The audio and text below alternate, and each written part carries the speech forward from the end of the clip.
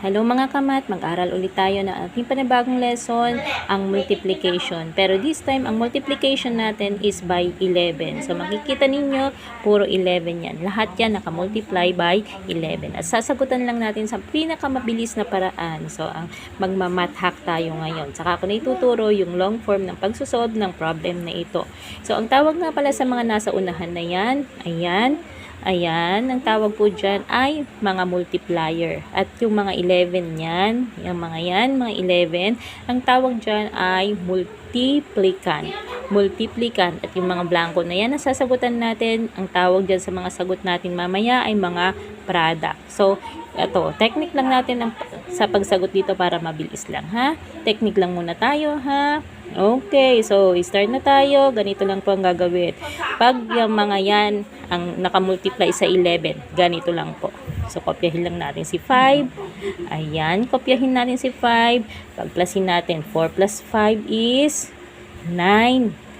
Yan, 9. Then, kopyahin natin si 4. Yan, ang bilis. So, grabe, di ba? Ang bilis. Ang sagot lang dyan ay 495. So, siguro nasundan ninyo, kayang-kaya ninyo sagutan ito. Kopyahin lang natin si 6.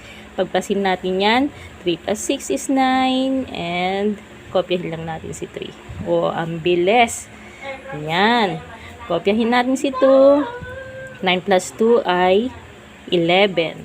So, 1. Kikari mo ngayon yung 1 doon. So, 9 plus 1 is 10. O, ang bilis mag-solve, diba? Very easy.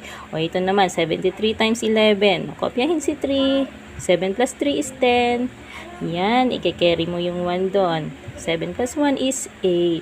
Ang sagot dyan ay 803. O, ito naman, 84 times 11. Kopyahin lang natin si 4. O, yan, ang kopya na. 8 plus 4 is 12.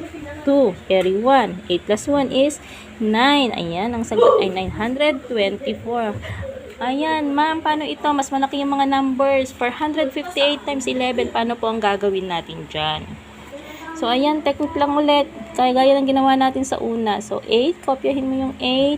Then, pagplasin mo, 5 plus 8 is 13. O, still 3. So, i-plus mo yung isa doon. I-carry over mo yung 1 dahil 13 siya. 4 plus 5 is 9 plus 1 is 10. So, 0. O, carry 1 mo ulit doon. 4 plus 1 is 5. So, ang sagot dyan ay 5,038. O, ito naman, 328 times 11. Kopyahin si 8. Ayan. 2 plus 8. Lagyan nga natin. Ayan. 2 plus 8 is 10. O, 0. Carry 1. 3 plus 2 is 5 plus 1 is 6. O, then, kopyahin mo si 3. Ang sagot natin ay 3,608. Ayan, ang bilis, diba? Okay, next is 1. Kopyahin si 1. 1 plus 1 is 2. 6 plus 1 is 7. And then, kopyahin si 6. Ang sagot natin dyan ay 6,721. So, ito naman, 5. 4 plus 5 is 9. 3 plus 4 is 7. And, kopyahin si 3. 3,795. 702 times 11. Kopyahin si 2. Ayan, 0 plus 2 is 2. 7 plus 0 is 7. Then, kopyahin si 7. The answer is 7,722. O, ayan. Inorasan natin. Naka 3 minutes and 55 seconds lang tayo. Kasama pa doon yung kadadaldal ko, hane. O, ang bilis lang, diba? Naka 10 questions tayo, pero nasagutan lang natin in just 3 minutes. O, so, yun lang, guys. Thank you for watching. God bless you. Follow for more. Ayan. Sundan niyo lagi yung mga videos ko para matuto kayo.